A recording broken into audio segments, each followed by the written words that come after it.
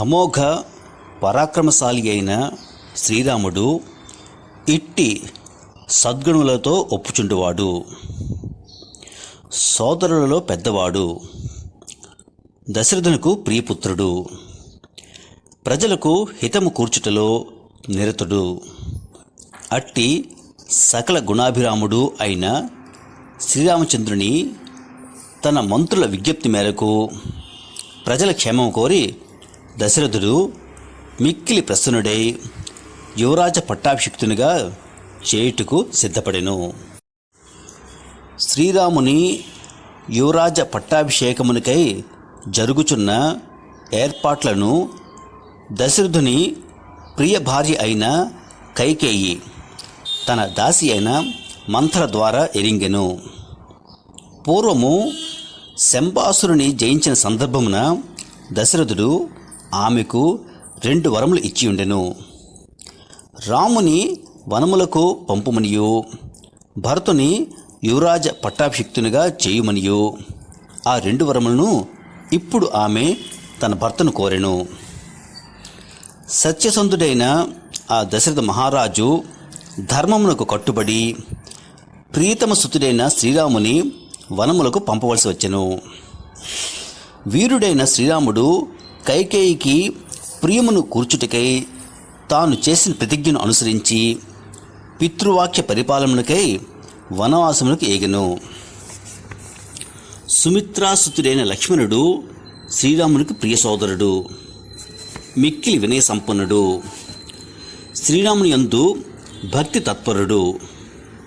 అన్న అడవులకు బయలుదేరిచుండగా స్నేహాతిరేకముతో లక్ష్మణుడు ఆయనను అనుగమించెను. జనకుని వంశమున పుట్టిన సీతాదేవి శ్రీరామునికి ధర్మపత్ని. ఆమెపై ఆయనకు గల ప్రేమ అపారము, ప్రాణ సమానురాలు. దేవమాయ వలె అనగా దేవతలను సైతము మోహింపజేసిన మోహిని వలె అపూర్వమైన సౌందర్యము కలది. సర్వ శుభలక్షణ శోభిత. దశరథుని కోడలు, స్త్రీలలో ఉత్తమురాలు. ఆమెయు చంద్రుని రోహిణి వలె శ్రీరాముని అనుగమించెను. దశరథుడును ద్వారం వరకు వారిని అనుసరించెను. పౌరులు ఆయనను విడిచి ఉండలేక చాలా దూరము ఆయనను అనుగమించిరి. ధర్మాత్ముడైన శ్రీరాముడు గంగా తీరమున గల శృంగిబేరపురమున తనకు భక్తుడు, నిషాదులకు రాజు అయిన గుహుని కలుసుకొనెను. పిమ్మట రథసారథిని రథమును వెనుకకు పంపివేసెను. శ్రీరాముడు సీతాలక్ష్ముల తోడను గుహుని తోడను కూడి వనములలో సాగిపోవచ్చు గుహుని సహాయముతో జల సమృద్ధి గల గంగానదిని దాటెను. పిమ్మట భరద్వాజ మహర్షి ఆదేశమును అనుసరించి సీతారామ లక్ష్మణులు మందాకిని నదీ తీరమున గల చిత్రకూటమును చేరిరి.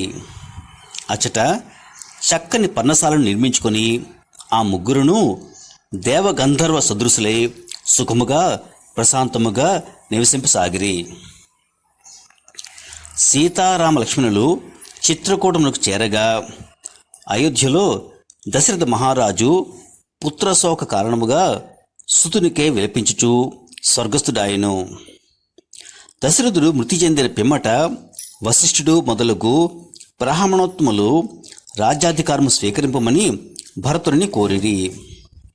అందులకు ఆ మహావీరుడు సమ్మతింపలేదు. రాజ్యకాంక్ష లేని ఆ భరతుడు పూజ్యుడైన రాముని అనుగ్రహము పొందగోరిన వాడై వనములకు బయలుదేరెను. ప్రసన్న హృదయుడు సత్యసంధుడు అయిన శ్రీరాముని చేరి భరతుడు మిక్కిలి పూజ్యభావంతో, ఓ ధర్మజ్ఞ, జ్యేష్ఠుడవు, శ్రేష్ఠుడవు అయిన నీవే అయోధ్యకు రాజు కాదగినవాడు అని పలుకుచూ సోదరుడైన శ్రీరాముని వేడుకొనెను.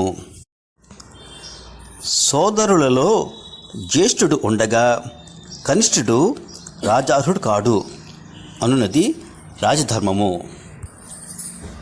మిక్కిలి ఔదార్యము కలవాడును ఎల్లప్పుడూ ప్రసన్నముగా ఉండువాడును వాసిగాంచిన వాడును అయిన శ్రీరాముడు ఆర్ధుల ప్రార్థనలను మన్నించువాడే అయినప్పటికీ తండ్రి ఆదేశములను అనుసరించి రాజ్యాధికారము చేపట్టుటకు ఇష్టపడలేదు. అనంతరము రాముడు తనకు ప్రతినిధిగా తన పాదుకులను న్యాసముగా భరతునకు ఒసంగి పలు విధములుగా నచ్చజెప్పి అతనిని అయోధ్యకు పంపెను. అయోధ్యకు శ్రీరాముని తీసుకుని రావలను అను తన లక్ష్యము నెరవేరుకొన్నను. భరతుడు రాజప్రతినిధిగా రామపాదుకలను సింహాసనమును ప్రతిష్ఠించి వాటిని సేవించుచు నందిగ్రామముననే ఉండి రామునికై ఎదురు తెన్నులు చూచుచు రాజ్యపాలన చేయసాగెను. భరతుడు అయోధ్యకు మరలి వెళ్ళెను. సత్యసంధుడు జితేంద్రియుడు అయిన శ్రీరాముడు తన దర్శనమునకై తరచుగా పౌరులు జానపదులు అచ్చటికి వచ్చుచుండుట గమనించి ఆ కారణముగా అచ్చటి మునుల తపశ్చర్యలకు విఘ్నములు ఏర్పడునని భావించెను.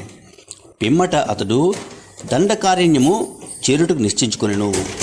సావధానముగా సీతా లక్ష్మణులతో కూడి దండకారణ్యమును ప్రవేశించెను.